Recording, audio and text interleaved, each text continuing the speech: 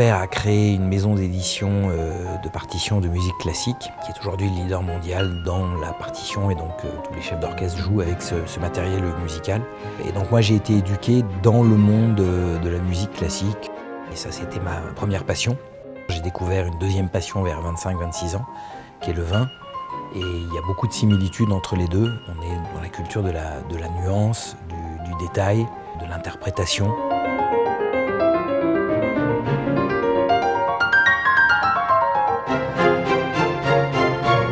Je suis allé rencontrer un vigneron chez qui j'ai acheté mes premières bouteilles, passer des heures à déguster les vins. Et ce genre de personnages m'ont littéralement filé le virus du vin. Je me suis rendu compte que je ne serais jamais heureux si je ne faisais pas un jour mon propre vin.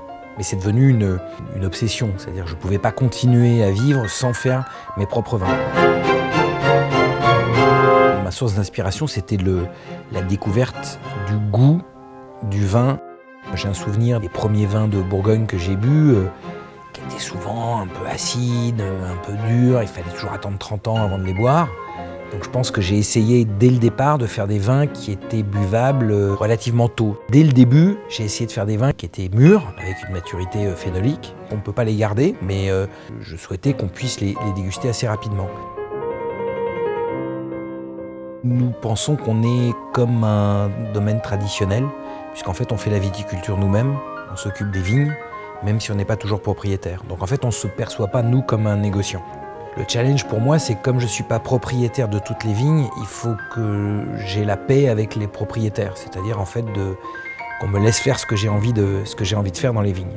C'est comme un locataire d'un appartement, il n'a pas forcément le droit de rajouter un mur ou d'en enlever un, le propriétaire ne sera pas forcément d'accord.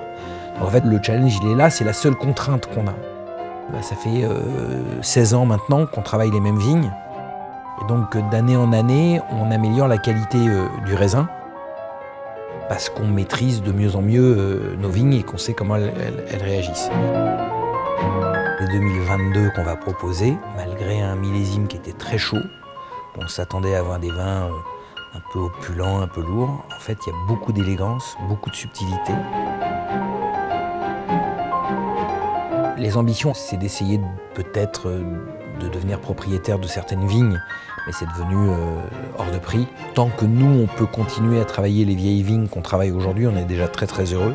Je pense qu'on va encore faire des progrès en viticulture, en tout cas je l'espère, et aussi en vinification et en élevage. On affine chaque année notre expérience.